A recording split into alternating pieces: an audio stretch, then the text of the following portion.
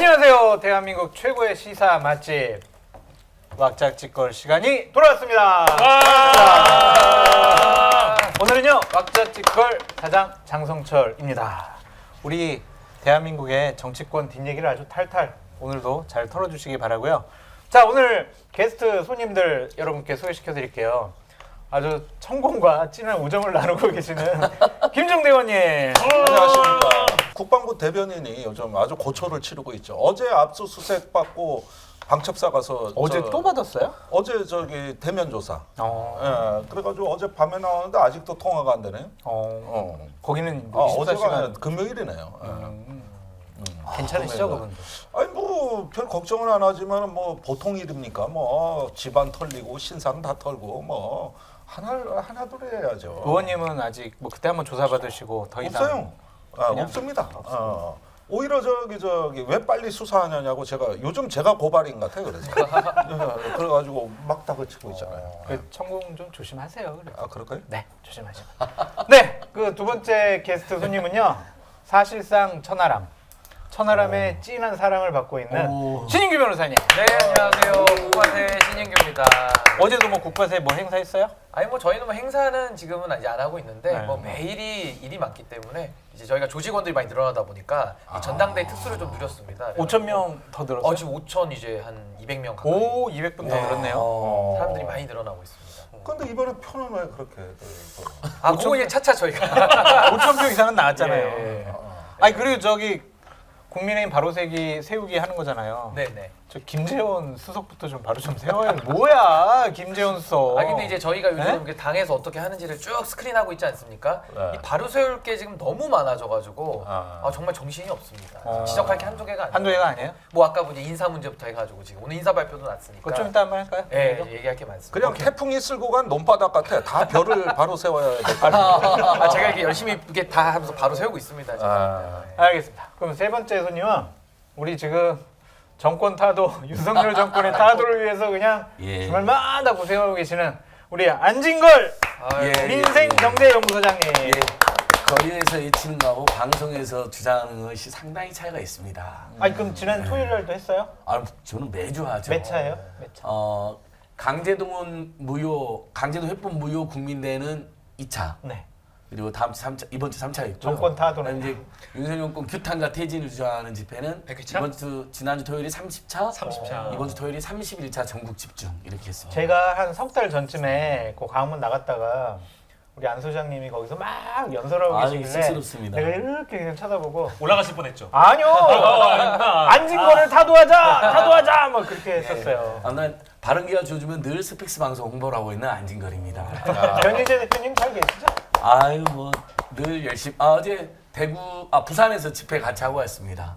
광화문 집행 같이 안 해요? 예, 이제 광화문은 한 달에 한 번 오시더라고요. 네. 전국 집중 집회 때 미디어워치하고 정통 보수 단체들 연대가 이제 보스를 차려서 윤석열 정권 규탄이나 퇴진 함께 외치고 한 달에 한 번은 전국 순회 좌우 중도 합작 집회가 있습니다. 하지 마요 지금 뭐 2월 5일 날 지금 대구. 출범한 지 1년밖에 안 됐는데 무슨 정권 그러니까 퇴진이야. 늘 신중해야죠. 또 네? 이렇게 뭐 지지하는 중국 분들이 내정 있으니까. 같아. 국공합작이. 좌우 예. 합작이. 국공합작은 싫어하세요. 그쪽 분들이. 왜냐면 국공합작은 공산당이 결국 먹어버렸잖아요. 이겨버렸잖아요. 그래서 절대 국공합작은 표현 쓰면 안 되고 진보, 중도, 보수 협력 또는 좌우, 중도 합작 이런 표현만 쓰고 있습니다. 보수까지 참여해요 그럼? 그럼 거기에 보수단체 올인미디어, 턴나이트, 미디어워치 뭐 또 인권을 지키는 꽤 많이 점점 늘어나고 있어요. 제가 부탁인데 김재원 수석 좀 데리고 가세요. 그러니까 아마 이제 신인규 변호사님이 주도하는 국민의힘 바로 세우기라는 한 흐름이 있다면 개혁 보수에 도저히 바로 세우기는 어렵다. 차라리 에이. 퇴진시키자는 한 흐름도 또 있는 것 아이, 같아요. 요거 요거 안 이렇게 됐는데. 정리할게요. 그러니까 지금 약간 타겟이 다른 거예요. 그렇죠. 그러니까 예. 이제 안재건 소장님 같은 경우는 아마 이제 윤석열 대통령과 관련된 그렇죠. 문제를 좀 하시는 것 같고 예. 저는 윤석열 대통령 만든 사람이니까 그쪽 말고 이제 김재원 뭐 이런 분들 제가 이제 국바세에서 예. 하고 있습니다. 건강 조심하세요. 큰 흐름, 같은 흐름이라고 생각하고 있습니다. 우리 사회를 좀 더 건강하게. 나라가 그리고 잘 돼야 되는데. 한 가지 부탁이 있는데 이제 광화문에서 이렇게 집회하시다가 제가 지나가는 거 보면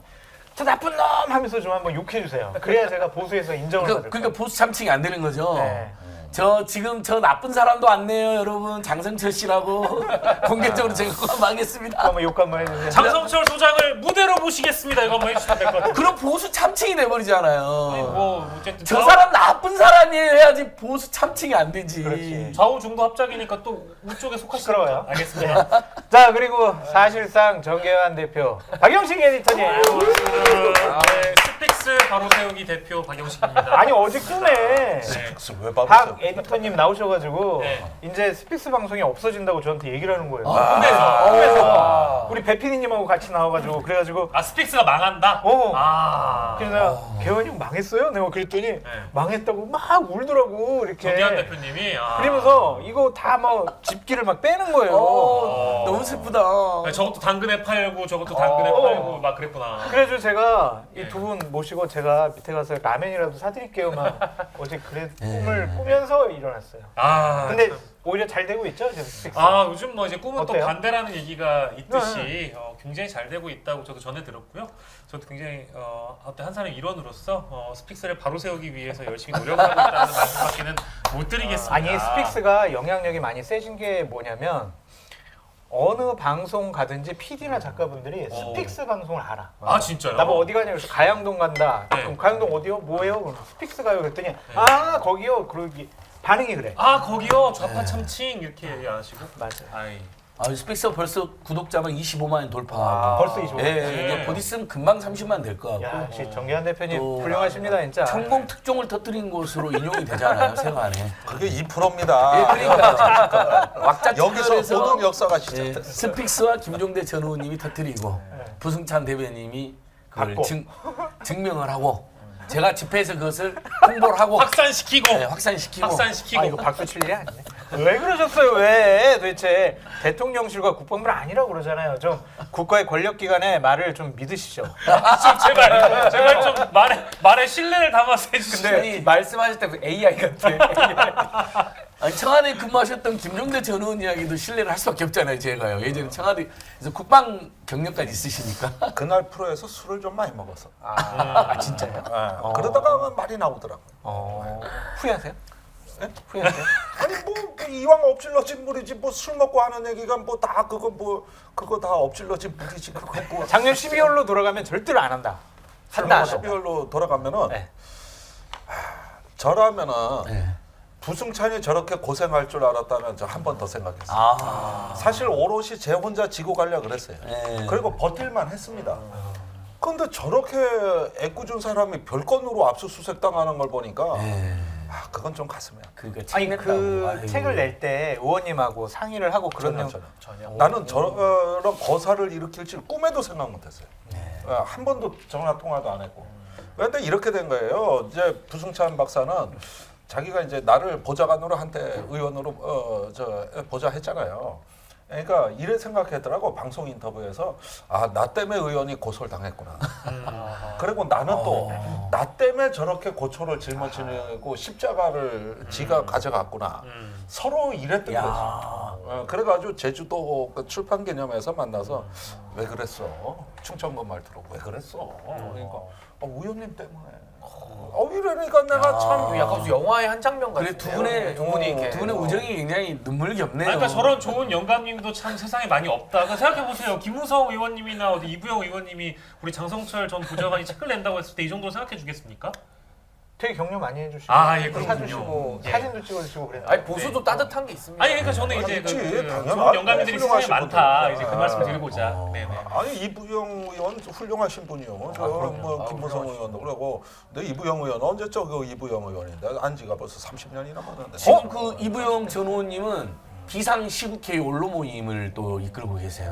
뭔가 이게 지금 한반도가 시국이 민생 경제는 파탄나고 나의 검찰 독재는 심해지고 나의 정치적인 스승님이. 그러니까 전쟁이 심화되다 이 세 가지를 위기로 규정하고 그래도 저는 우리 대통령께서 16, 17일 날 일본 기시다와 회담을 통해서 한반도의 평화와 일본의 사죄를 제대로 얻어낼 것이는 화이팅! 그런 외교적인 성과를 화이팅! 가져올 것이라고 화이팅! 저는 화이팅! 생각을 합니다. 저도 같은 의원님 어때요? 그 배상 문제 있잖아요. 네, 배상 문제. 그 문제는 지난주 목요일인가 일본의 그 외무상 하야시인가? 하야시. 그 외무상이 또 우리는 강제 동원 안 했어 이렇게 얘기했잖아요. 그렇죠. 그럼 이게 대통령께서 얘기한 거랑 그러니까 이게 다 어떻게 이번에 돼요? 박진 장관이 발표한 그 자체를 부정한 거예요. 에이. 아니, 어떻게 그럴 수가 있지? 강제 동원이란 표현 자체도 잘못됐다는 거예요. 그런데 뭐 상케이하고 또 일본 의회 의원들 얘기는 그 뒤에 한술 더 떠요. 그게 아니라 그러니까 강제 동원도 없었는데 한국 법원이 저 일본을 망신 주는 판결해가지고 일본이 피해자라는 거지. 일본이 피해자가 된 거다. 지금요? 기가 막히네. 갑자기요? 지금 그렇게 기가 얘기하는 거야. 그러면서 저기 한국 정부가 이거 그 동안에 질질 끌고 일본 정부가 애꿎은 어떤 비도덕적인 걸로 피해를 입었고 강제 동원이란 건 존재하지 않는 거고. 아니 지금 다 그 얘기예요. 그 민주평통 사무처장 그 석동현 처장이 얘기했던 거랑 거의 비슷하네요. 사과하라고 배상하라고 악쓰는 대한민국 나라는 국민. 한국밖에 그 없다. 김영환 충북지사도 비슷한 얘기. 친일파되겠다고. 거의 뭐 지금. 그래도 가사가 대통령께서 두개 틀린 것 같아요. 대한민국 국민들이 원하는 외교적인 성과를 가져오기를 바라죠. 그래도 아니 저는 항상 방송 말씀드렸잖아요. 아무리 규탄하고 퇴진을 외친다 하더라도 국익 앞에서는 좀 하나 민생경제 냅시다. 살리기나 네. 정말 일본의 제대로 된 사죄와 어떤 함정안을 이끌어 온다면 퇴진을 주장하는 사람들이 멋스게질 거 아니에요. 제발 그런 일을 바라는데 그런 일이 생기지는 않더라고요. 그러면 그런 저는 일 항상 그런 이중의 감정을 동시에 갖고 있거든요. 그런 일 생기도록 모든 성원과 기원을 담아서 윤석열 대통령에게 영상 편지 영편. 20초간 한번 해주세요. 이거 외교적인 성과 가져오라고. 저기 윤석열 대통령님 평소에 굉장히 많은 비판과 규탄 뭐 고발을 해왔습니다. 근데 많은 분들이 아직 1년이 안 됐으니까 너무 무리한 거 아니야라는 지적도 해주셨어요. 그때마다 그 의견도 중요하다. 지지하신 분들의 의견도 중요하고 저는 늘 그렇게 성찰적으로 생각합니다. 근데 요즘에 너무 강제동원 해법이라든지 그다음에 야당 대표에 대한 용산 집무실에서 계속 구속영장 청구할 거라는 개입이라든지 그다음에 국민의힘 당 내부 경선을 너무 불법적으로 개입하셨어요. 너무 실망스러워요. 아니, 덕담해주라니까. 그런 건 안 하고 반성하시고 안 하고 오히려 일본에 가서 제대로 된 사죄와 배상을 촉구하면 저희들이 퇴진을 주장하는 입장에서도 멋스게질 것 같아요. 좀 제발 국익과 국민과 나라와 민족을 생각해 주십시오. 호소드립니다. 그런 날이 오길 바랍니다. 아주 훈훈했어. 근데 솔직히 외무상이 그래버리는 판국에 우리가 좀 개무시를 당한 건 맞잖아요. 그래서- 외교부 장관이 우리나라 외교부 장관이 그런 거를 발표를 했으면 어느 정도 물밑에서 교류를 하거나 어느 정도 합의가 된 상황에서 뭘 발표를 했다고 국민들 대부분 믿을 거 아니에요. 근데 그러고 나서 며칠 있다가 외무상이 딱 그렇게 얘기해버리는 바람에 우리가 완전히 그냥 개망신된 거 아닙니까? 그러면 지금 딱 지금 시기 좋잖아요. 외교부 장관 딱 경질을 하고 쫓아내고 좋잖아요. 심 변호사님, 그럼 한일 관계는 나가리 된 건가요? 저도 왜 참 나가리야? 난감합니다. 제가 여기서 말을 하기 난감은 하지만 어떻게 봐요? 저는 진짜 이렇게 참 역사라는 게 이미 지나간 과거기도 하고 또 역사를 올바르게 기억하는 것이 굉장히 중요하잖아요. 그렇다고 뭐 저도 뭐 역사에 이제 발목 잡혀가지고 미래를 못 나가면 또 안 되겠지만 이 참 균형을 잘 잡아야 된다고 생각하는데 지금 이런 일본의 외무상의 이런 발언들 이렇게 들으면 참 저도 국민의 한 사람으로서 이건 참 국격이라는 게 자존심이 있잖아요. 우리나라 그 국격에 맞는. 그래서 이런 거에 참 어긋나는 게 아쉽고 대통령께서 정말 이 외교라는 것이 뭐 연습도 없는 거고 그냥 실전 아니겠습니까? 가서 그냥 말 한마디 뱉으면 땡인 것이고 발표하면 끝인 거예요, 사실은. 그러니까요. 네, 그래서 저는 정말 더 신중하시고 국내의 여론을 좀 뭉쳐서 그 힘을 가지고 외국에 나가서 외교하실 생각을 좀 하셨으면 좋겠어요. 일단 제 마음 같아서는 안진거 소장님 한번 좀 만나셔가지고 좀 술 한잔 하시면서 그게 아니라 좀 얘기도 좀 하시고 뭐가 문제인지 좀 푸는 역할을 했으면 저는 정말 좋겠어요. 아유, 가게 대표님. 그러니까 나라가 잘 되려면 정말. 장관은 어떻게 경질하고 저기 잘못 있으면 잘못 있는 김태우 사람들은 사장도 또 지금 집에 보낼 사람 한두 번이 아니잖아요. 사실 외교 문제는 이번만 그랬던 거 아니잖아요. 그런데 박진 장관은 직언을 했던 것 같아요. 이거는 반드시 일본의 그 서은이 네. 응답이 있어야 되는 문제고 사과나 또는 일본 기업의 배상 둘 중에 하나는 관철시켜야 된다. 둘은 욕심이라도 끝까지 이랬다는 거거든요. 근데 용산에서 밀려가지고. 그럼 이거 누가 결정을 했을 걸로 저는 보세요? 김태효 안보실 1차장의 역할이 가장 컸고 그 다음에 대통령 본인이라고 봅니다. 근데 의원님. 예. 모든 것은 내 책임이야. 내가 책임질게라고 얘기하잖아요. 네. 역사적인 사실과 과거에 대한 인식이 대통령이 책임진다고 하면 책임져지는 걸까요? 어떻게 봐야 돼요? 아니 뭐 대통령 개인이 책임지는 게 우리가 관심사입니까? 솔직히 말해서 그 저기 이 역사 문제를 주변화하고 이거는 미래로 가는 걸림돌이라는 그 프레임 자체가 일단 국민들한테 강요된 이상 네. 모든 국민이 피해자예요. 이건 회복 불가능한 피해입니다.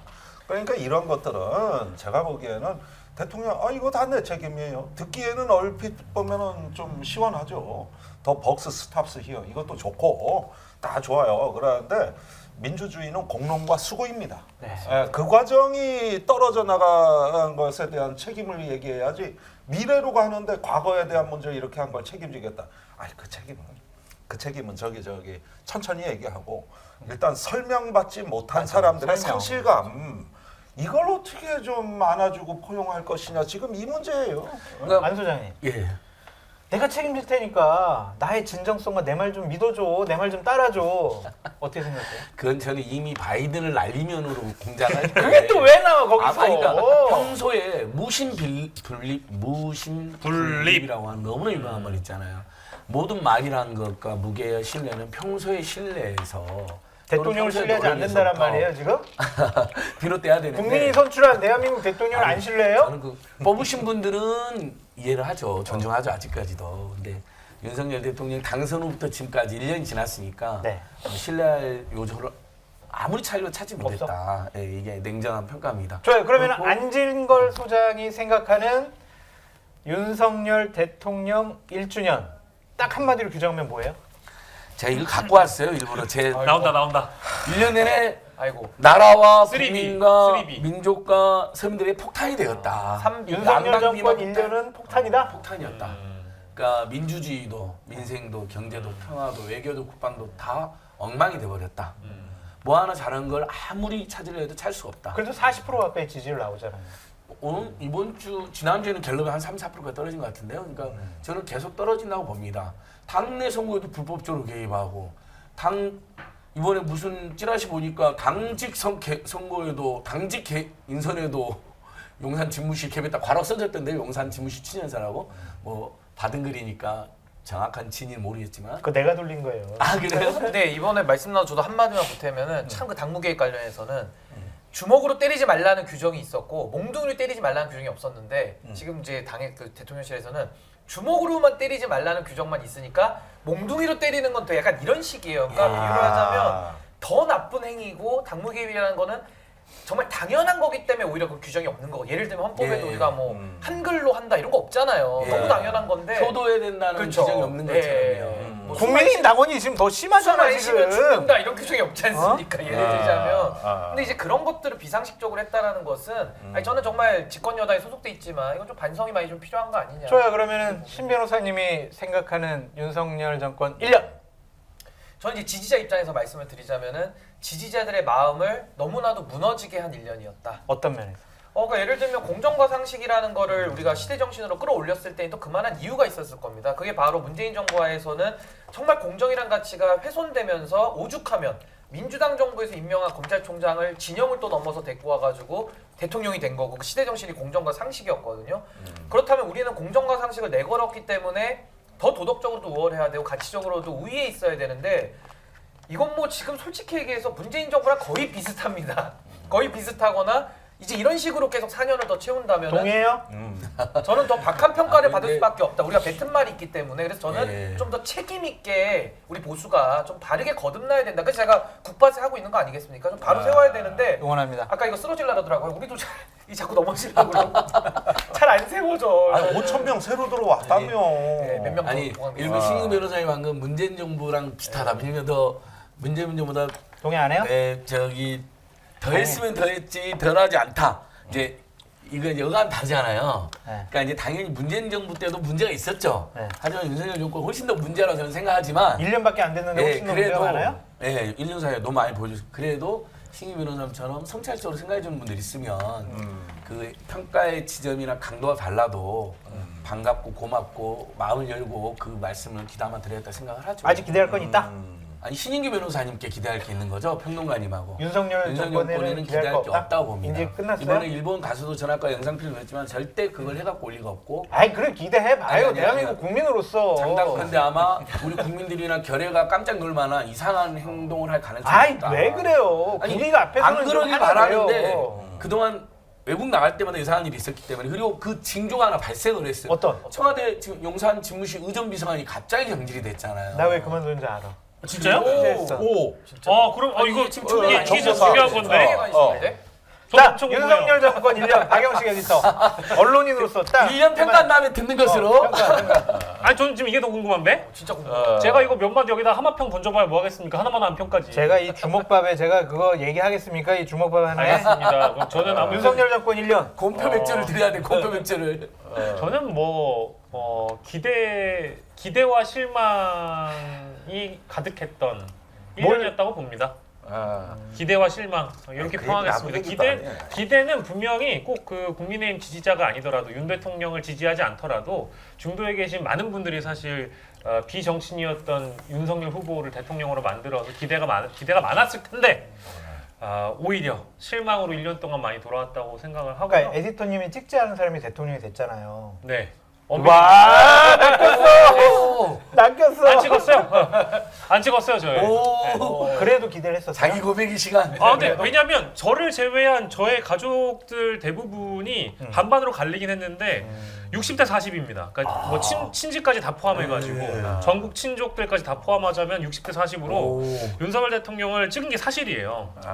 근데 저희가 뭐 이제 밥상머리에서 많은 정치 얘기를 하지 않았겠습니까?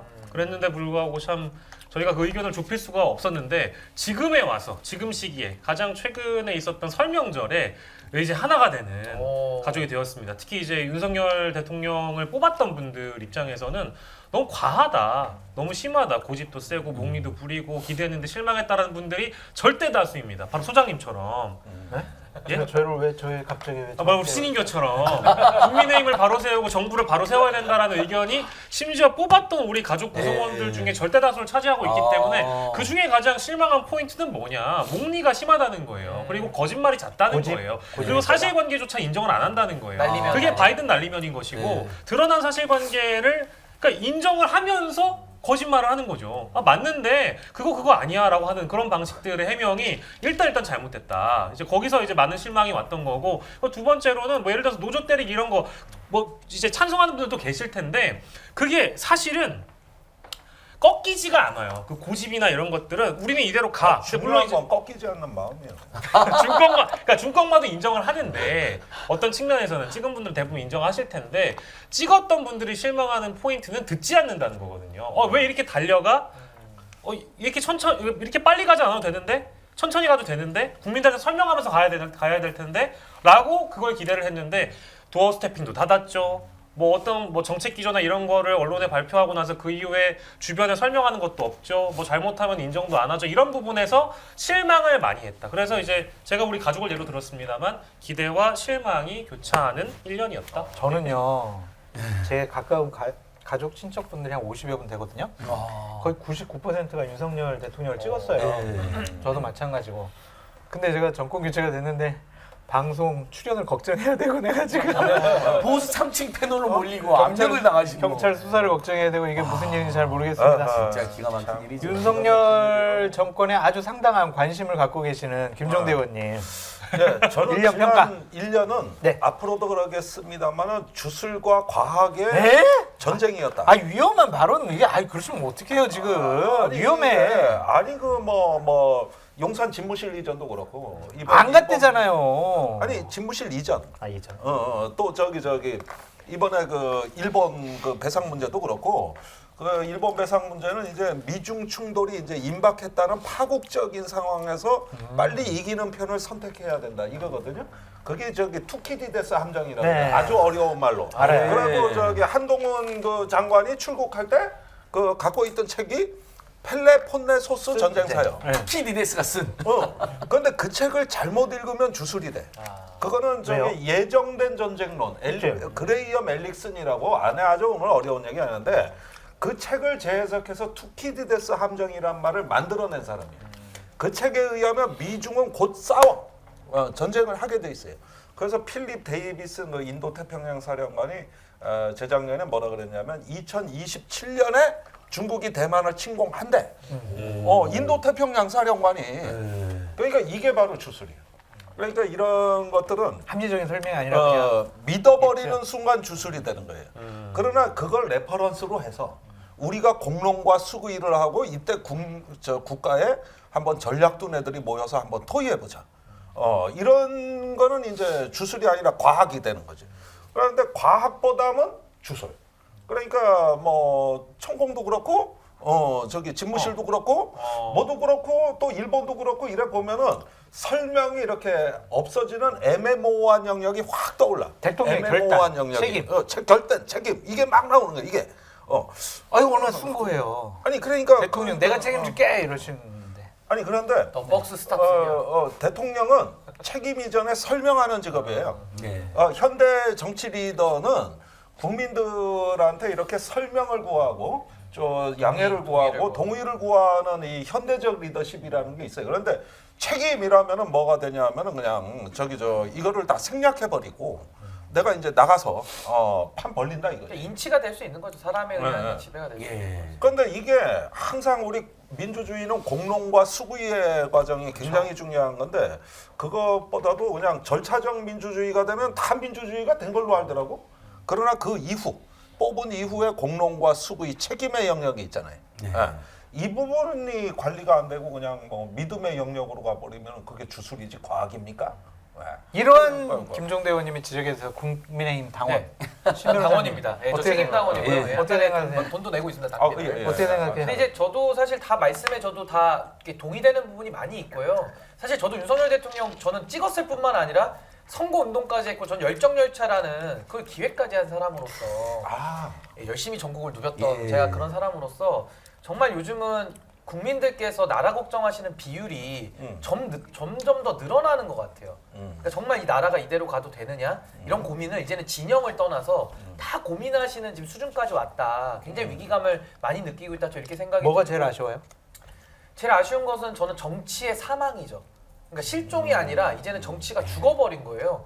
근데 이거를 다시 살릴 책임도 집권 여당 내지 대통령에게 무한 책임이 거기에 있는 거거든요. 그럼 거기에 야당을 대해- 대하는 그러한 태도들 그렇죠. 아니면 아니 뭐 여당 여당 내 야당 역할하는 사람들조차도 품지 못하고 제거 대상 아니에요 지금? 그러니까 제거 대상 대상이잖아. 되시는 국밥에도 막 뭐라고 네. 나무라시는데 네. 저는 아까 우리 박영식 에디터님 말씀하신 그 찍었다가 지금 돌아서신 분들 있잖아요. 저는 그분들하고 지금 소통하면서 민심을 담고 있는 역할을 하고 있기 때문에 사실 그분들이 총선에서도 캐스팅 부터들 아니겠습니까? 그럼 그 중도의 민심을 받아들여야 되는데 지금은 뭐 선거가 너무 떨어져 있어서 그런지 그냥 다 자기 마음대로 하겠다. 그걸 또 역사적 책임 이런 식으로 둔갑시킨다면은 이거 국민들이 참진 않죠. 관 소장님 예. 그 집회에 나는 윤석열을 지지했었는데요라고 하면서 지금은 영 아닌 것 같아요라고 얘기하시는 분들도 있어요? 네, 지금 아주 많지는 않지만 소수가 그렇게 그런 고백을 하시고 해요? 계십니다. 되게 용기 있는 분들이에요. 예, 그러니까 근데 저는 이제 사실 방송에서는 저는 이제 항상 팩트 위주로 얘기하니까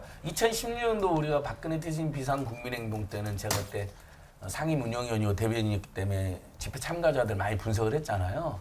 그때는 진짜 박근혜 대통령 찍었는데 오신 분이 상당히 있었죠. 그리고 대놓고 그래 말씀하셨고. 아니 나도 나가고 예, 싶었어요. 지금은 아직은 소수신 것 같아요. 근데 지역 순회 집회 보고 광화문에서 해보면 소수지만 나오고 계십니다. 적극적으로 말은 안 하시지만 아직은 이게 퇴진이나 어떤 타도나 또는 강력한 규탄이 범국민적 대세라고 판단을 안 하시고 주변에서도 논란 중이시니까 조용히 나오시는데 분명히 계시고요. 그다음에 그냥 우리가 일반적으로도 주변의 지인들 중에 찍었다가 미안하다. 술 취해서 저한테 이렇게 전화 주신 분도 일부 술 있죠. 취했을 때는 박영식 에디터님 그렇습니다. 어떻게 되죠? 바로 깔끔한 아침을 위한 술깨이 술깨. 바로 여기에 있습니다. 술이 꽤나 이거 진짜. 보통 이제 저희가 그 숙취를 동반하는 이유는 아세트알데히드 우리가 술을 먹고 나서 몸에 남아 있는 그 성분 때문에 그런 거거든요. 아침에 일어나셔서 숙취가 좀 남아 있다 싶으시면 바로 이 술겜 음주 후에 이 술겜의 효과가 발휘되기 때문에 네이버 평점 4.9점 검증된 상품입니다. 공복에 아침에 일어나서 술겜 한 포를 딱 드시면 남아 있는 숙취가 사라락 사라지고요. 단 부작용이 있습니다.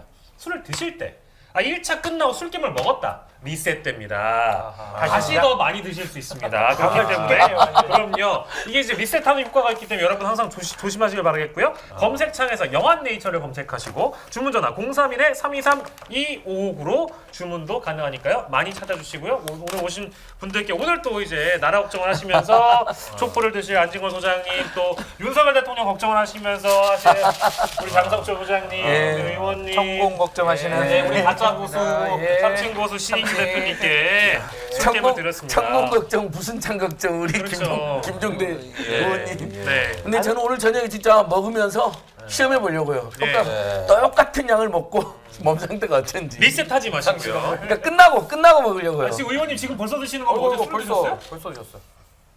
오늘 먹을 건데 미리 그럼 술이 안 취해버리면 어떡해요? 그럼 술 막 미리 엄청 드시겠는데? 드시면 어떡해요? 네. 끝나고 먹으라는 거잖아요. 제일 좋은 거. 그렇습니다. 술자리 다음날 아침 숙취가 조금 남아있을 때는 꼭 술게임 한 포씩 드시고요. 뭔가 항상 우리가 얘기할 때 스트레스를 많이 받으면 두통이 있듯이 술 먹고 나서 아세트알데히드가 몸에 남아있을 때는 술게임으로 꼭 해소해 주시길 바랍니다. 어떻게 광고도 잘하시네요. 너무 자연스럽게 저 때문에 스픽스 바로 세우기 사실 박영 씨. 짜지는 않았어요. 근데 술 취하면 꼭 진중에 나 찍었다 미안하다 하면서 이렇게 사과하는 분이 있었는데 아니, 아, 그냥 그래요? 하나만 더 네, 물어볼게요. 대구나 부산 가서도 집회를 해보신 예. 적 있죠? 계속 순회하고 그쪽에 있습니다. 뭐 지지자들이 모이고 뭐 성원하는 분들이 모이겠지만 그 지역과 다른 지역 좀 차이점이 있어요. 차이가 좀 있습니다. 오. 제가 2월 5일 날도 좌우중도 합작 규탄 집회 대구에서 했고 그다음에 3월 12일 일요일 어제죠. 어제도 좌우중도 합작 부산에서 대규모로 했거든요. 수천 명씩 모였어요. 근데 다른 지역에 비해서는 열기는 좀 덜하죠. 그리고 유인물 나눠주면 조금 더 냉담하고 윤석열이 뭘 잘못했는데 이렇게 항의하고 하는 분들도 분명히 계십니다.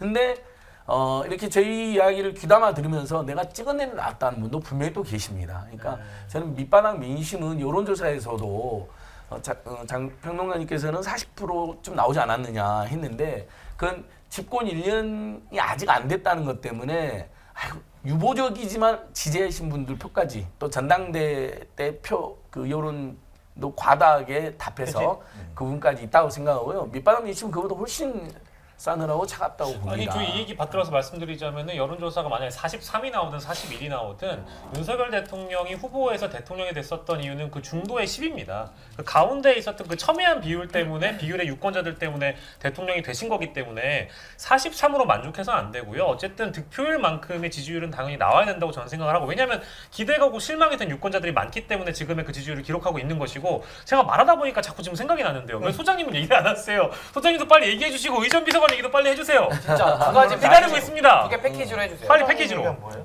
아니 소장님도 얘기 빨리 해주셔야죠. 아니, 1년 평가를 아니 하죠. 저는 평가. 사회잖아요. 아니 그런 게 어딨어요. 빨리 해주세요. 공정하게. 아니 그래서 아니, 제가 아까 공정해, 이미 공정한데. 여쭤봤잖아요. 그러니까 1년쯤에서 더 걱정이 되는 상황이 발생했다.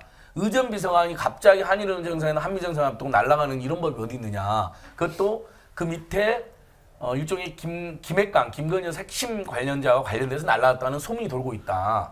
근데 전혀 동의하지 않습니다. 아니 그런 소문은 돌고 저는 있다. 전혀 동의. 그래서 여쭤보는 거예요. 귀를 스쳐야 되겠다. 평론가니까. 귀를 스쳐야 아니, 되겠다. 빨리 말씀해 주세요. 궁금해요. 여쭤본 거고 그래서 제가 나중에. 한마디만 덧붙이고 여쭤보면 그러니까 지난 1년 동안 쭉 지켜본 우리 국민들 뭐 제가 모든 국민을 대변하지도 못하고 지지하는 국민들에게 미안한 말씀이기도 하지만 의사결정이라든지 국정 운영의 과정을 보면 단 하나 투명해 보이는 게 없다는 거예요. 어디서 하나도? 무엇을 결정했는지를 알 수가 없어요. 갑자기 만 5세 아동 취약이 터져 나왔어요. 그리고 교육부 장관 가장 일전에 교육부 장관이었는데 갑자기 밀어붙여라고 해놓고는 분명히 공론회로 대통령 지시해놓고 젊은 역사람 잘라요. 그리고 사과도 안 해요.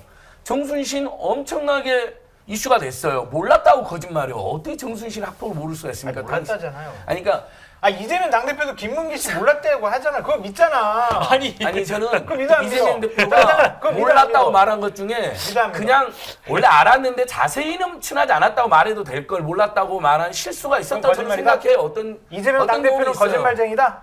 안질건 소장이 얘기하는 거는 거짓말쟁이라고 이재명 생각하지는 당대표는 않습니다. 거짓말쟁이는 아니다. 근데 하급 직원에서 기억은 하지만 아주 친분이 있진 않았다고 말해도 될 것을 그냥 몰랐다고 말하는 건 저는 실수라고 생각해요. 근데 토론할 때 보면 언급결에 자기를 방어하기 위해서 부정하는 경우 있잖아요. 뭐 그런 경우도 있을 수 있어요. 그건 그래도 불구하고 저는 아쉬워요. 근데 윤석열, 한동훈 이들은 아예 대놓고 거짓말 해버린다는 거예요. 계속해서. 에이 그 대통령과 그러니까- 법무부 장관인데 이렇게 아니, 그러니까 대놓고 그게 거짓말 지난 한다고 1년 어떡해. 동안 누적이 됐다는 이야기를 드리는 거예요. 얘가 너무 많잖아요. 그러지는 말아라는 겁니다. 알겠습니다. 그래서 의전 비서관 왜 그만뒀습니까? 그 김종대 의원님 얘기해 주세요. 말해주세요. 얘기해 주세요, 선생님. 윤석열 대통령 지금 그 선거 지금 대선 1주년이잖아요. 그때 지금 지지율을 보니까 40%에서 35% 사이 이렇더라고요. 네. 많은 분들이 뭐 해석을 하지만 의원님 보시기에 예. 이런 지지율 어떻게 해석을 해야 합니까? 글쎄 뭐 걱정은 많이 되죠. 물론 뭐 이게 폭삭 망한 지지율은 아닙니다. 아직까지는.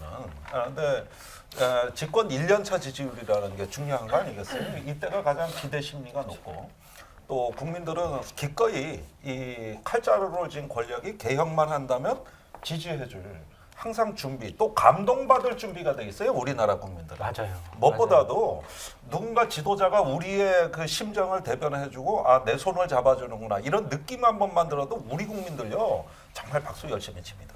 항상 감동받을 준비가 돼 있는 이 감성이 풍부한 감성 국민이거든요. 맞습니다. 그런데 이제 그때 이 본인이 이제 뭐를 해야 되는지 깨닫지 못하고 초기에 우왕좌왕하면서 이렇게 삑사리가 나는 게 이게 보면은 이거 저는 엘리트 패닉 현상이다.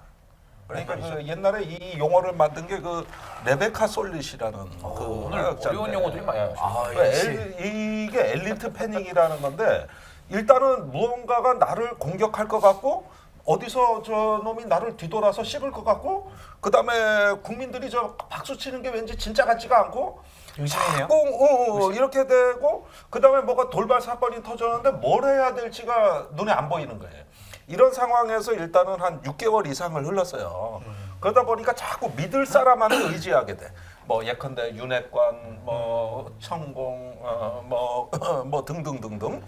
자꾸 이렇게 어떤 그 빈공백을 사적으로 나한테 어떤 심기 경호를 해줄 법한 이런데 자꾸 의지하고 싶은 마음이 생겨요.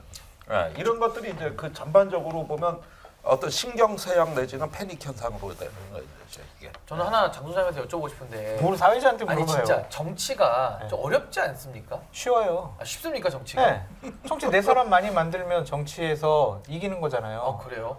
내 사람 많이 내 의견에 동조하도록 만드는 방법은 그냥 간단해요. 아니 그러니까 저희가 여쭤본 이유는 정치가 어렵다라는 답을 기대하고 지금 여쭤본 안 건데 어려워요. 쉽지. 네, 근데 이제 뭐 쉽다고 하시니까 누군가에게 또 쉽겠지만은 제가 생각할 때는 왜 어려워요? 그러니까 정치라는 게 다양하게 정말 해법이 없는 거를 풀어내야 되는 일이다 보니까 차라리 뭐 수사를 하거나 어떤 결정을 하는 건 쉽죠. 과거에 대해서 조사해가지고 찾은 거에서 답을 내리면 되는 일이지만 정치는 답이 사실 없는 거를 만들어가는 과정이잖아요. 그러니까 네. 얼마나 지지부진하고 인내하고 어려운 과정이겠습니까? 비효율적. 사실은. 비효율적이고. 근데 저는 이거에 대해서는 냉정하게 말하면요. 전 윤석열 대통령께서 8개월 만에, 그러니까 공직자로서 검찰총장을 사퇴하고 나서 8개월 만에 대통령이 됐는데 우리 국민들은 지도자로 뽑았거든요. 네. 근데 아쉽게도 1년이 지난 지금까지도 전 윤석열 대통령은 아직도 검사 DNA를 못 버렸다. 전 냉정하게 평가합니다. 킹 그게 인정합니다. 말입니다. 제가 보기엔 인정. 그래서 저는 검사적으로 지금도 국정을 하고 있다고 보고 인맥들도 다 검찰에서만 구해 쓰는 거예요. 아직도 검사니까. 그래서 저는 이거를 안 버리시면 남은 4년도 검사적으로 통치를 또 4년도 하는 겁니다. 근데 그게 무슨 나라를 위해서 무슨 그게 발전에 도움이 될까요? 전 우려스러운 거죠. 그게 검사 의사들한테 주로 나타나는 특징인데 난 왜 사람들이 이 얘기를 안 하나 모르겠는데 소통형 언어가 안 돼요. 그러니까 무슨 얘기냐? 의사가 있어요. 그런데 환자가 왔다고. 그런데 어떤 의사는 이렇게 얘기하는 거예요. 환자님 병은 유전병입니다. 이렇게 딱 얘기하거든. 그런데 어떤 의사는 그렇게 얘기하지 않아요. 부모님도 그 병으로 고생하셨겠네요. 이렇게 얘기를 해요. 맞는 말씀입니다. 그러면은 똑같은 말이요. 같은 말인데 와닿네요. 이게 전자를 기능형 언어라 그래. 이거 전문가들이 많이 써. 특히 의사, 검사, 군인들이 심해. 그러는데 그렇게 얘기를 하지 않고 뒤에 그 의사 표현은 소통형 언어거든요. 소통형. 근데 이거는 자기 훈련이 필요해요. 그러니까 정치가 뭐 성과를 내고 거짓말을 하지 말고 다 좋다 이거야. 그런데 일단은 국민들이 왠지 나를 무시하는 말투 같이 들을 때가 있어요. 그러니까 사람들이 말해요. 이렇게 우리 술자리를 하는데 여기 한 명이 교사, 검사, 의사 이렇게 쭉 앉아 있다고 쳐. 나만 아무것도 아니야. 네. 그런데 이제 말하다 보니까 내가 기분 나쁜 거야. 그래가지고 박영식 생각하는데 어째 얘기하는 게 선생님 같아요? 이렇게 얘기했다고 내가. 이거 칭찬입니까? 칭찬 아니죠. 욕이지. 욕이죠. 욕이지. 그다음에 저기다가 대고 어째 말투가 검사 같으세요? 의원님! 이거 기분 나쁘다는 얘기. 군인 같아요. 아유, 이거 화나죠. 큰일 나. 그러니까 모든 전문가의 말투는요. 소통의 말을 쓸 수 없는 게 전문가입니다. 그래가지고 사석에서 그 말투를 쓰면 다 욕이 되는 거예요. 그랬는데 검사를 했다. 그래서 뭘 했다 그러면은 그날부터 이제 자기 강제가 들어가야 되는데 나는 검사로서 이렇게 생각하지만 똑같은 생각이라도 그 말을 정치적으로 표현해줘야 되는데 이게 소통의 언어거든. 이게 안 되면은 어떻게 정치가 안 되는 되는, 이게 정치가 안 되는 거야. 되는 이때부터가 안 되는 지금 거야. 정치가 이게. 없다라고 판단하시는 사망 정치 사망 지금. 그러니까 이제 우리가 총선 전에 이 비판을 똑같이 하게 되지 않았으면 좋겠는데 제발 저는 대통령께서 직업적 만능주의에서 빨리 좀 깨어나셨으면 좋겠어요. 박일선님. 예. 근데 대통령실이나 집권 여당은 뭐라고 생각을 하고 판단을 하냐면 언론 환경이 기울어져 있어. 언론 환경이 안 좋아 우리들에게. 그렇게 얘기하거든요. 스픽스만 봐도 대표적인 진보 좌파 방송이라고 볼 수밖에 없잖아요 지금. 여기서 스픽스가 등장하는 거예요? 예를 들면 스픽스 완전 그래서 중도 스피스 방송 망하는 아니에요? 꿈꾼 거야. 그러니까 우리 스픽스 완전 중도 방송이지. 언론인 출신으로서 예. 지금 언론 환경 핑계대는 윤석열 정부 어떻게 생각하세요? 진짜 그런가? 잘못됐죠. 잘못됐어요? 당연히 잘못됐죠. 이제 그 언론 핑계는요, 사실은 국민들 대다수가 듣기 싫어하는 핑계 중에 하나입니다. 네. 물론 언론이 보도를 잘못하고 있다는 점에 저도 동의해요. 일부 언론들이 굉장히 뭐 편향적이거나 아니면 사실관계를 좀 왜곡해서 보도한다든지 제목으로 프레임 세팅을 한다든지 이런 측면이 분명히 있거든요. 저도 그걸 인정을 합니다. 근데 그럼에도 불구하고 우리가 정치인들에게 특히 여야 게다가 또 지금 정부를 이끌고 있는 대통령께 원하는 것은 누구의 탓을 하지 말라는 거거든요. 아니 대표적인 KBS 사장도 안 바뀌었고 MBC 사장도 안 바뀌었잖아요. 친민주당 성향이잖아요. 언론 환경 안 좋아 윤석열 정권에. 근데 또 이제 반대 그런 진영에서는 언론사가 장성철 평론가를 제일 많이 불러. 아니 그러니까 나도 그 얘기하려고 그랬는데 이건 너무 이건 일반적으로 지금 언론학자들의 분석이 어떻습니까? 한국에서는 보수 언론이 훨씬 위에 있다라는 건 이건 인원의 여지가 없잖아요, 평론가님. 실제로 아니, 이번에 보니까 전체 언론에서 보면 천하람 변호사 같은 경우도 후보도 음. 조중동에서 안 다뤄주더라고. 그러니까 그러니까 이제 예. 예전처럼 안 뜨는 거 같아요. 아니 종편, 조중동 이게 여론의 사실 과반 이상을 장악하고 있는데 언론 탓한다. 차라리 노무현 정부나 문재인 정부가 언론 탓하면 이해라도 되죠. 물론 그것마저도 박영신 앵커의 말씀처럼 범진보 개혁 국민들이 또 언론 탓하는 걸 별로 좋아하잖아. 언론을 비판하면서도 왜 더 잘해서 언론에게 비판받을 빌미조차 주지 말았어야 된다는 게 당시 진짜 개혁을 요구하는 사람들의 주장이었죠. 근데 자꾸 언론을 씹혀. 그리고 언론 탓해. 그 악순환에 빠져 있는 거거든요. 범진보 진영에서도요. 아니 진보 정권을 폄하한 데서도. 근데 언론 환경이 훨씬 우호적인 보수 위의 언론 환경인데 그걸 탓하면 그건 더더욱 안 말이 안 되는 소장님은 거잖아요. 지난 정권 하에서도 언론 개혁 뭐 이런 거 많이 주장하셨잖아요. 항상 지금도 주장했죠. 그러고. 예. 지난 정권하고 지금하고 어때요 언론? 아니 언론 우위는 그대로 보수 우위는 그대로 무슨 계속 됐다니까요. 그대로예요? 그러니까 윤석열 정권이 유리했으면 유리했지 언론 탓하면 안 된다는 거예요. 문재인 정부는 진보 개혁 언론이 소수니까 그 탓을 할 수 있었어요. 근데 그것마저도 저도 그래서 좋아 보지 않았단 말이에요. 왜냐하면 언론 탓하기 전에 우리가 더 많은 좋은 정책으로 민주주의든 민생이든 서민경제든 했으면 언론이 함부로 비판도 못하게 만들었어야죠. 저는 항상 그렇게 주장을 했습니다. 근데 지금 정권이 언론 이야기하는 건 더더욱 말이 안 된다는 거예요. 왜냐면 훨씬 보수 우위인데. 오케이. 아니 좋아요. 저는 요거 유감 저도 있어요. 저도 저 유감 세 가지인데. 저 유감 있어요. 예. 자, 신 변호사님. 저 진짜 언론 탓하는 거 너무 불쾌한 게 문재인 정부도 집권 한번 했고 윤석열 정부도 집권 한번 했고 그 앞에서는 이명박근혜 또 저쪽은 노무현 대통령 DJ 다 있잖아요. 아니 서로 번갈아서 다 동수로 했으면 이제 바꿀 만큼 다 바꾼 거지. 저는 민주당에서도 기울어졌다 그러고 여기서도 기울어졌다 그러니까는 아 공평하구나 이런 생각이 일단 들고 두 번째는 그럴 수도 있네요. 두 번째는 요즘 누가 KBS 뉴스 많이 봅니까? 누가 SBS 뉴스 많이 봐요? 요즘은 다 유튜브 봐요. 다 스픽스 봐요 요즘에. 그러니까 KBS, SBS 지금 출연 안 아니, 한다고 죄송합니다. 지금 이러고 아니, 이럴 수 아니, 있는 겁니까? 아니, 더 많이 나가겠습니다. 그게 아니라 기성 언론에 대해서 자꾸 이렇게 뭐 조중동, 뭐 한겨레, 경향 예. 이렇게 나누는데 국민들은요 이제 매체가 많아져가지고 어느 하나를 통해서 보지 않아요. 다양하게 보고 있는데 뭐 자꾸 언론 탓을 하면은 저는 엉뚱한 유령들 갖다가 이렇게 뭐 허수아비 인형 때리는 그런 느낌이 많이 나거든요. 그러니까 제발 좀 그런 얘기 양쪽이 이제 둘 다 하면은 좀 고루해 보여 진짜. 저는 좀 이 네. 말에 첨언을 하자면 어느 정당이 권력을 잡든 누가 대통령이 선출이 되든 대한민국에는 반드시 1년 365일 감시하고 견제를 해야 되는 권력이 세 가지가 있습니다. 뭡니까? 선출되지 않은 권력이 있거든요. 오. 첫째는 언론 권력입니다. 언론. 그리고 두 번째는 경제 권력이고요. 세 번째는 종교 권력입니다. 음. 이곳은 어느 정부를 막론하든 항상 비판과 견제의 칼날을 들이대야 되는 권력이에요. 근데 선출된 권력은요, 어느 국민이든 어느 정당이든 자유롭게 비판할 수 있는 권리가 있어요. 근데 선출되지 않은 권력은 왜 위험하냐면 독재랑 똑같은 거예요. 처음부터 끝까지 그 안에서 골마 썩어 문드러지는데 비판할 수 있는 방법이 별로 없어. 게다가 그 안에서 폐쇄성이 너무 강하기 때문에 이게 바뀌지가 않잖아요. 권력자가 바뀌지가 않잖아요. 그 안에서 CEO가 바뀌지 않는단 말이에요. 그러다 보니까 계속 골마 문드러지기 때문에 그건 어느 정권이든 비판할 수 있고 어느 정권을 지지하는 국민이든 간에 비판할 수 있다. 그리고 하나 더 이건 뭐 행정 권력이라고 해야 될지 아니면 사법 권력이라고 해야 될지 모르겠는데 검사 판사 누가 선출했습니까? 국민이 선출하는 거 아니에요. 그 사람도 공무원이거든요. 그 사람들 역시도 제가 늘 이제 세 가지의 권력을 뽑아왔는데 마지막으로 검사 권력, 사법 권력 이쪽도 항상 견제하고 비판해야 돼요. 그게 어느 정부든 간에. 저 여기까지. 무슨 말이에요? 주제를 약간 좀 돌려가지고요. 이렇게 윤석열 정권이 잘못하는 일 많고 국민의 마음, 믿음을 저버리는 일들을 많이 했는데 과연 이재명 당대표는 제대로 야당 대표로서의 역할을 하고 있는 것이냐? 그것은 아닙니다. 이재명 대표가 지금 야당 대표의 역할을 제대로 할 수도 없고. 사법 리스크 때문에요? 예. 그럼 사실- 내려와야 된다? 당대표직 아니, 뭐- 그만둬야 된다? 아니 연초에 무슨 뭐 기자회견 하려고 그랬는데 연두 기자회견도 못한 이유가 기자들이 그냥 그 사법 얘기만 질문하니까 정책을 갖고 나갈 수도 없는 거예요. 그런데 네. 이것도 민주당 지지자들한테는 제가 많이 비판받을 일이지만은 네. 지금 저는 생각해 보건데 네. 국회건 옥중이건 어디든 갈 수 있다고 일단은 본인 스스로 생각을 해야 될 것 같아요. 감옥 갈 각오를 해라? 더 이상 이 당이나 국회에서 이런 것들을 어떤 사법적으로 뭐 체포냐 부동이냐 뭐냐 이 논의는 이제 벗어나는 게 맞다. 그것 때문에 그래서, 발목 잡힌 게 맞죠? 예, 그거는 벗어나는 게 맞다. 제가 저 다른 방송에서도 얘기하지만 검찰은 개같이 다뤄야 돼요. 개가 앞니빨이 세.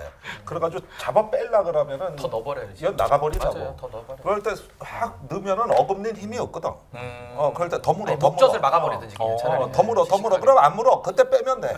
그러니까 검찰은 개같이 다뤄야 돼요. 그래가지고 명언이시네. 그래서 나 있잖아 저기 검찰청 앞에 왔으니까 잡아가라고 이렇게 한쪽에서 어느 시점에서는 그런 전술도 고려해야 된다 이제는. 저기 혹시 뭐 검사나 검찰 쪽 관계자분들이 방송을 보시고 우리 검찰을 개라고 비유한 거냐 그렇게 생각하시면 절대로 안 돼요. 이거는 검찰을 개라고 표현한 것이 아니라 개처럼 뭐 이렇게 다뤄야 된다 이런 거지 절대로. 근데 원래 검찰 권력의 푸들, 뭐 권력의 사냥개 이런 말 많이 씁니다. 그거 뭐 원래. 전 세계가 다 네, 지는 권력의 저는 항상 사냥개. 검사 편입니다. 저는 검사 편. 저는 검찰 개혁을 해야 된다고 보는데 민주당 방식이 아니라 저는 다르게 개혁해야 된다. 잠깐만 안진걸 소장님 우리 어때요? 가장 지금 윤석열 정권 비판의 목소리를 높게 얘기하시잖아요. 이재명 당대표, 민주당. 민주당이나 야당들이 제대로 싸우지도 못하고 대응도 못하고 왜 못 싸워요? 왜? 하고 있어요. 왜 못 싸워? 아직도 본인들이 여당이라고 생각하는 사람도 많고 또 정치검찰이 사실상 죽기로 작정하고 만여하고 악마화하고 있는데 정치검찰이 수사를 하는 것 자체를 인정해주면서 일정하게 타협하거나 아니면 아예 출석 응해라. 출석을 넘어서서 출석하면 안 된다? 아니 출석은 했잖아요. 안 구속장 된다? 반대? 예, 거기에 응해라. 저는 그걸 원천적으로 거부해야 된다는 입장이에요. 저는 이재명 대표나 민당에 대한 많은 쓴소리와 압박을 규탄하지만 비판도 하지만 정치검찰의 이재명 수사는 저는 100% 잘못됐다고 생각해요. 그거에 대해서는 김종대 의원님 방식이 있을 거예요. 더 세게 물어라 이놈하고 정리 방식이지만 저는 민주당 의원들과 지지자 그다음에 일반 국민들과 가세해서 미친 개가 돼가지고 아무나 몰려가는 사람은 발로 걷어차버려야죠. 혹시 예, 국민의 윤석열 신분 정권을 또 미친 개로 아니 비유하시는 그러니까 건가요? 저도 우화처럼 하는 거예요. 우화죠, 우화. 우화처럼. 예. 옛날 이소부화 같은. 저는 절대 모욕적인 방식을 맞아, 쓰지 안 돼, 안 않아요. 돼. 어떤 경우에도 다만 그냥 아까 개처럼 다뤄야 되는 우화를 말씀하셨기 때문에 개같이. 저는 권력의 앞잡이가 돼서 만약에 티끌을 태사로 만들거나 없는 죄를 죄로 만들어가지고 막 누가 죽어. 근데 그 수사가 잘못된 건데 예를 들면 야, 네 주변에 자꾸 누가 주니까 네가 잘못한 거니까 네가 책임져라 이런 방식은 옳지 않다고 생각하는 거예요. 이것은요. 저는. 민주당 내에서 비명계 의원들이 그런 태도 매우 저는 부당하다고 대표에 대한 생각합니다. 부당하다. 검찰의 수사가 얼마나 잘못됐는지 먼저 그 시간에 연구부터 하고 발언해야 된다고 그 생각합니다. 이재명 당대표는 다 잘했어요. 아니, 다 잘했다고 생각하지 않아요. 저는 대응도 미흡하고 미흡하다.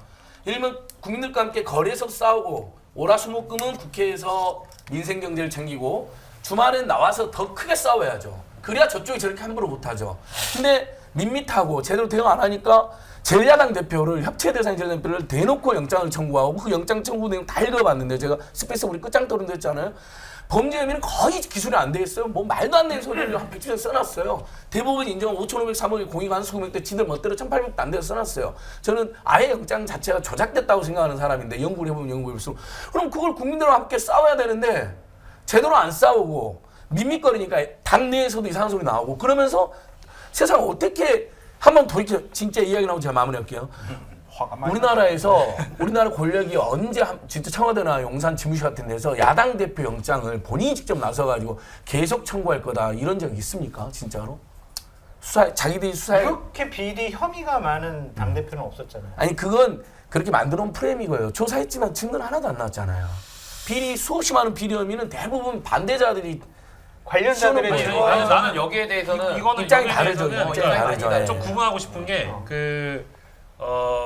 인정을 하더라도 그러니까 이제 장 수장님 말씀처럼 이렇게 비리가 많은 혐의가 많은 비리 혐의가 많은 대표가 처음이었다와 등치될 수 없는 게 대통령실에 어느 누군가가 자꾸 영장 방탄하면은 한 번으로 안 끝날 거다라는 식의 개입을 했던 청와대는 제 기억이 없어요.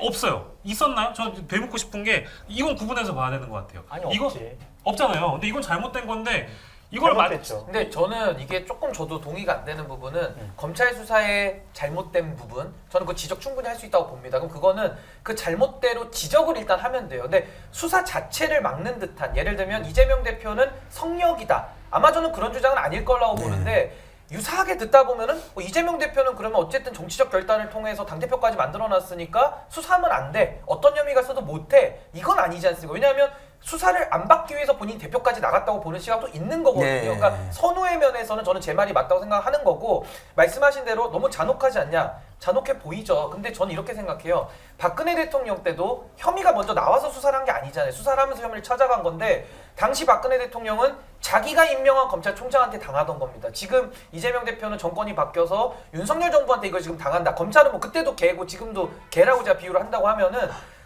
박근혜 정부 때도 같은 자기가 임명했던 검찰에게도 수사를 당하면서 구속이 됐고 혐의가 있으니까 탄핵이 됐고 결국 4년 7개월 살다가 나왔거든요. 사면을 받고. 그럼 전 이재명 대표도 죄가 있다는 뜻은 결코 아니고요.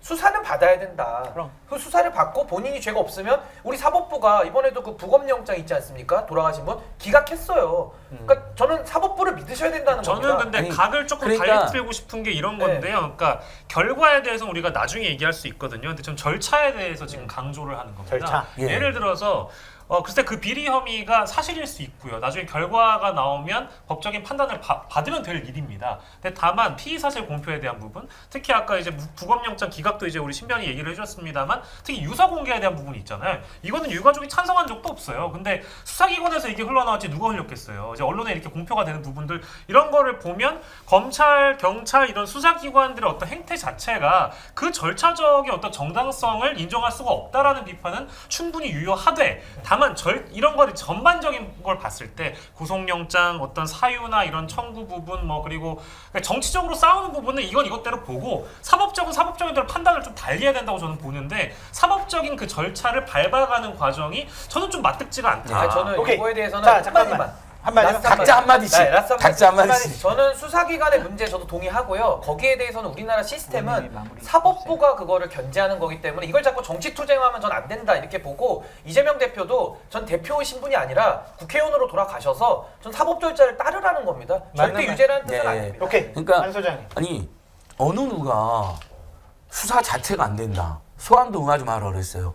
이미 수사 많이 받았잖아요. 이재명 대표. 그다음에 압수수색도 엄청 당했고 300몇 회를 당했으니까 총 합쳐서 그다음에 소환 조사 최근에만 3번 그전에 당대표 전에도 소환 많이 그래서 받았잖아요. 아무 말도 안 하셨고. 해야 돼요. 그런 거 응할 수 있죠. 근데 예를 들면 이 정도까지 협조했으면 제1야당 대표가 협치의 대상이라면서요. 정치에서 대화 타입이 제일 중요하다면서요. 국정원의 파트너라고 맨날 말하죠. 그럼 불구속 기소하면 되잖아요. 재판이라는 건 어쨌든 외관상으로 가장 독립되어 있는 곳 아닙니까? 검찰 우리 국민이 안 믿지만 어쨌든 판사도 문제는 많지만 그래도 한번 재판 결과는 따라오지 않는 의견이 많잖아요. 그럼 될 일을 계속 구속장 청구해버리겠다? 그럼 한동훈 장관 보세요. 본인이 마치 이재명을 타도하기 땅에서 태어난 것처럼 입만 열면 야당 대표를 모욕하고 마녀처럼 몰아와요. 자기가 다 압니까? 지가 지금 수사 검사입니까? 본인이 판사입니까? 이런 행태 때문에 오히려 이재명 대표에 대한 이 구속장 청구나 이런 게 훨씬 더 불신받게 되었다라는 지적을 꼭 해드리고 싶습니다. 김종대 의원님 마무리 말씀해 주시죠. 그래서 이제 양쪽의 종합평가. 입장이 국민들 사이에서도 팽팽합니다. 네. 아주 팽팽해요. 지난 1년간 싸워왔던 게 이거잖아요. 그런데 문제는 언제까지 이렇게 싸워야 되는 거예요? 앞으로 1년 또 가는 겁니까? 내년 총선까지? 2027년 대선 때까지. 그러니까 계속 그것을 갈 정치 거예요. 검찰이 그만하게 해야죠. 자, 이게 제가 보기에는 이러다 공멸입니다. 솔직히 말해서. 한국 정치는 그때까지도 암흑 시대예요. 나아질까요, 계속 근데 고난의 의원님? 행군이에요. 네, 나아질까요? 그런데 국민들이 그때까지 인내하면서 지금도 이렇게 피로도가 높은데 이걸 어떻게 감당을 합니까? 이거 국민들이 이런 것들을 이 비용이 너무나 폭등해가지고 이제는 채널을 보다가도 요 얘기로 싸우면 국민들 채널 돌려버립니다. 지금 그게 문제예요. 이제는 빨리 좀 합시다. 이게 도대체 무슨 수사가 이렇게 길고, 무슨 압수수색이 300번이 뭔 얘기고, 도대체 이제 영장 청구하고, 차라리 특검으로 가는 게 낫지 그래. 그러면은 기한도 딱 정해져 있어서 며칠 특검, 100일 특검, 200일 특검 하고 끝내잖아요. 그렇죠. 저희들 주장이 그거잖아요. 그러니까 차라리 그게 낫지. 이게 뭐야 도대체가. 제가 30초 이야기해 볼게요. 안 돼. 안 돼. 10초, 가야 돼, 10초. 가야 돼. 10초. 그래서 10초. 아니 드루킹 문제로 난리가 나가지고 여야가 완전히 국정이 서로 너무 충돌할 때 어떻게 했습니까? 그럼 차라리 특검에 드루킹을 맡기고 여야는 협치를 하자 해서 결국 당시 문재인 정부와 여당이 지지자들의 강력한 반대 우려가 있었는데 그 특검을 받아들였잖아요. 그래서 김성태 원내대표가 단식 풀고 왜 민주당은 단식 안 해요? 근데? 그렇게 풀려 저는 절실함이 그것은 없어요? 문제라고 생각합니다. 그러니까 민주당은 문제인데 해법은 예를 들면 드루킹의 해법이 있다는 거예요. 당시에 그렇게 특검에 맡기고 여야가 상당한 대화를 했습니다. 그래 가자는 겁니다. 저도 5초 동의하고 네. 특검을 만약에 한다고 하면 전 이재명 특검 하고 이번에 김건희 여사 특검 냈을 때 네. 민주당도 자기들이 특검 추천하도록 이렇게 해놨잖아요. 그럼 그런 식의 정말 그럼 믿을 수 있는 공정한 특검을 그러면 진짜 해서라도 어쨌든 저도 의원님 말씀 정리나마 해야 된다니까 저는 어떻게든 타협은 전 해야 된다고. 저도 예. 타협에 하는 거 동의하고요. 의전 비서관님 완전 진짜 안 공정하게. 하실 거예요? 그거 내가 끝나고 알려줄게. 자, 오늘 왁자지껄의 결론은 의사가 말도 안 해. 오늘 왁자지껄의 결론은 김종대 대통령실에- 의원님의 말씀처럼 이게 뭡니까 이겁니다. 여야 정치인권 다 각성하시고 국민을 위한 정치 해주시기 바랍니다. 오늘 월요 왁자지껄 여기서 끝마치겠습니다. 고생하셨습니다. 우리나라의 검은 보물 전통 재래 흑돼지 2015년 우리 땅 흑돼지 복원에 성공해 피그 패밀리의 우리 흑돈 출시 무항생제로 자란 우리 흑돈이 스픽스에서 지혜로운 소비자를 만납니다. 스픽스몰에서 확인해보세요. 진짜 믿을 수 있는 한우 거세우의 최고 풍미와 육질 높은 산 깊은 골 청정 자연에서 자란 천혜의 선물 셀럽이 맛으로 검증한 뒤 자신 있게 추천합니다. 소중한 분을 위한 귀한 선물 맛있고 좋은 한우